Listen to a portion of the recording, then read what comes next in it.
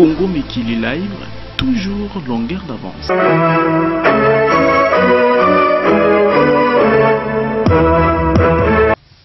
Chers compatriotes, à l'occasion de la commémoration du 54e anniversaire de l'accession de notre pays à la souveraineté nationale, je rends hommage aux pères de l'indépendance pour leur combat héroïque qui a permis de sortir notre pays du joug colonial et de rendre au peuple congolais sa dignité et la maîtrise de son destin.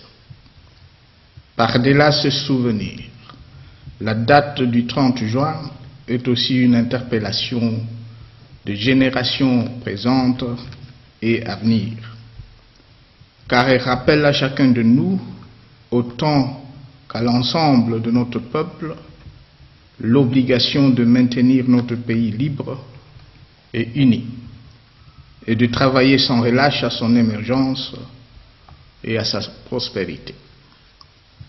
Comme vous le savez, depuis une vingtaine d'années, l'Est de notre pays a été le théâtre d'agressions, de guerres, de mouvements armés et de rébellions. Grâce à la montée en puissance de nos forces armées et de sécurité, nous y avons mis fin. Voilà pourquoi le 30 juin de cette année est placé sous le signe d'un hommage vibrant et solennel que nous leur rendons. Elle mérite en effet cet honneur pour la victoire combien décisive sur toutes les forces négatives venant de l'extérieur, celles basées à l'intérieur du pays et sur les partisans de la division et de la soumission de notre peuple. Cette victoire sur le champ de bataille, nous la devons au savoir-faire et à la bravoure de nos forces armées et de sécurité. Nous la devons aussi au mariage entre notre armée et notre peuple. Mus par une volonté commune et une détermination à toute épreuve de sauvegarder l'unité nationale et l'intégrité territoriale du pays. Nous la devons enfin à l'appui des amis de notre peuple à travers le monde.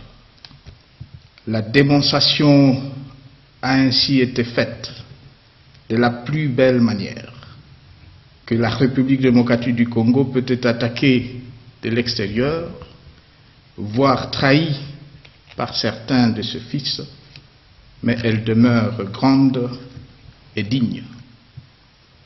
J'annonce solennellement à la nation congolaise que nos forces armées ont le contrôle absolu de l'ensemble du territoire national. En effet, depuis fin 2013, il a été mis fin à la rébellion et à la guerre dans plusieurs contrées du pays. Le mouvement terroriste qui opérait dans le Grand Nord, au Kivu, ont été éradiqués. La plupart des groupes armés ont adhéré à l'ultimatum de dépôt de leurs armes. C'est ainsi que près de 4500 éléments ont déposé leurs armes. Le processus est en cours avec le FDLR, dont plus ou moins 200 éléments se sont déjà rendus.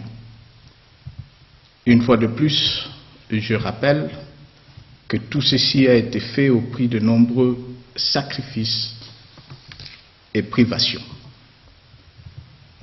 Afin de cristalliser et de pérenniser la reconnaissance de la nation envers ses enfants qui, sous le drapeau, sont tombés sur le champ d'honneur sur plusieurs fronts à travers le pays. Un monument sera érigé en leur souvenir. Seront également honorer par cette œuvre les individus de différentes nationalités, ainsi que les populations civiles qui, en dépit des services et au risque de leur vie, se sont comportés en véritables défenseurs de la patrie. Quelle que soit la satisfaction légitime que nous procure ce haut fait d'armes, restons vigilants, car l'ennemi nous guette et n'a pas encore lâché prise. Mes chers compatriotes, comme en témoignent notamment les massacres et l'assassinat de Patrice Emery Lumumba, c'est dans la douleur que la nation congolaise a été enfantée. Pour que notre pays acquiert sa souveraineté et que son peuple retrouve sa dignité perdue, des torrents de sang et des ruisseaux de larmes ont baigné son sol et marqué la mémoire collective. Puisse-t-il, quelles que soient nos peines, quelles que soient nos divergences de vues, féconder et entretenir à chacun de nous l'engagement de ne jamais trahir le Congo. La souveraineté de notre pays et la dignité du peuple congolais ne se marchandent pas. Il en est de même de notre indépendance et de notre liberté. Elle mérite plutôt tout le sacrifice. Les préserver à tout prix est donc, pour chacun de nous, un devoir citoyen. Ayons confiance en nous-mêmes et en notre capacité à gérer notre destin. Faisons en toutes circonstances preuve de solidarité et de cohésion nationale.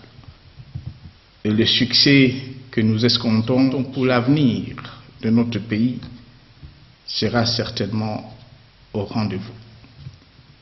C'est le lieu pour moi de réitérer notre message de compassion à nos concitoyens rentrés au pays dans des conditions qui révoltent la conscience humaine et que nous avons tous déploré.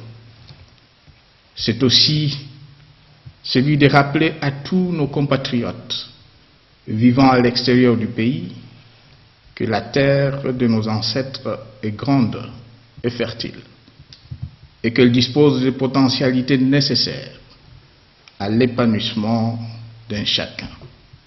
Je les encourage à revenir prendre leur place au sein d'un Congo en pleine croissance, d'une société congolaise en mutation et contribuer ainsi au développement du pays dans la paix et la sérénité. Mes chers compatriotes, le rêve d'un Congo prospère auquel nous aspirons ne peut être réalisé qu'au prix des efforts sans cesse renouvelés. Il y a peu ont eu lieu les concertations nationales, où nous avons pris à nouveau conscience de la primauté de l'intérêt général et convenu, en conséquence, des mesures appropriées pour travailler à l'unisson à l'œuvre de reconstruction nationale. Je réaffirme mon engagement d'accélérer la mise en œuvre des recommandations de ces assises, de façon méthodique, mais en évitant toute précipitation. J'exhorte par ailleurs chacun de nous, acteurs politiques, opérateurs économiques, de la société civile et autres organisations de masse, à travailler au rassemblement du peuple congolais autour de notre volonté commune de raffermir le lien national, d'assurer la défense et la sécurité du territoire national, de consolider la paix et la stabilité, de mieux encadrer notre jeunesse et de promouvoir une économie nationale forte et génératrice de dividendes pour le plus grand nombre. Il va sans dire que, chemin faisant, nous veillerons ensemble à la consolidation de notre jeune démocratie, que nous avons tous l'obligation de mettre à l'abri des dérapages auxquels pourrait l'exposer toute précipitation. Je demande donc à notre peuple de ne pas céder au chantage et d'appuyer toutes les institutions de la République, notamment la Commission électorale nationale indépendante, qui a reçu la mission d'organiser les élections dans un climat apaisé. Mes chers compatriotes, l'avenir de notre pays dépend avant tout de nous-mêmes, de notre responsabilité et de notre capacité à nous prendre en charge. Il est plus que temps que nous sachions donner à notre pays le meilleur de nous-mêmes et de ne toujours pas attendre qu'il fasse tout pour nous à notre place. Consolider l'état de droit, mais aussi faire de la société congolaise une société de devoir, et donc le défi que nous sommes appelés à relever. C'est aussi le sens de la nouvelle citoyenneté à laquelle nous sommes interpellés. Le défi, nous les avons toujours relevés, et avec succès. Parce que depuis une quinzaine d'années, notre pays est passé par le moment difficile que nous avons courageusement surmonté. Quand l'unité nationale et l'intégrité territoriale ont été mises en mal, nous avons su, en nous mettant ensemble, réaliser la réunification du territoire national. Face à l'insécurité récurrente qui, pendant plusieurs années, a miné certaines parties de notre pays, nos forces armées et de sécurité ont remporté une victoire éclatante sur l'ennemi et rétabli l'ordre et la sécurité sur l'ensemble du territoire national.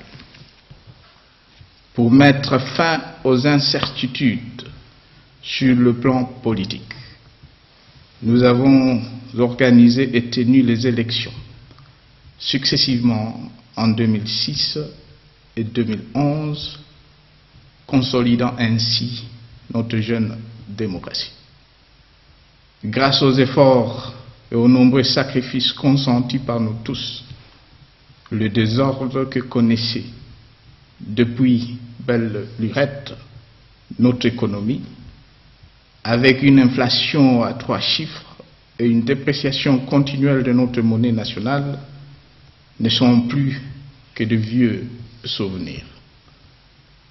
Ces différents défis relevés constituent des acquis.